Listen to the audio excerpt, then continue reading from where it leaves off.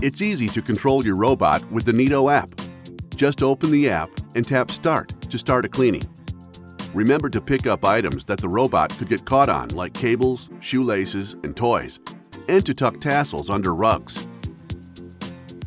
If you need your Neato robot to stop for a minute, just tap Pause to stop your robot. Tap Resume to tell it to finish the job. Or tap Stop to cancel the cleaning session. You'll need to carry your robot back to the base. You can always see if your robot is ready to clean right in the Neato app. If it says Ready to Clean, tap Start and off it goes to work. If it says Charging, you'll need to wait before you can start a cleaning. And scheduling cleanings is simple. Tap the menu button, then tap Robot Schedule.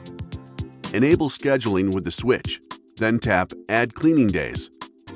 Choose a start time, then pick the days you want your robot to clean. You'll come home to just cleaned floors. You won't even need to think about it. To adjust your Neato robot settings and options, tap the robot icon at the top of the screen, then tap the gear.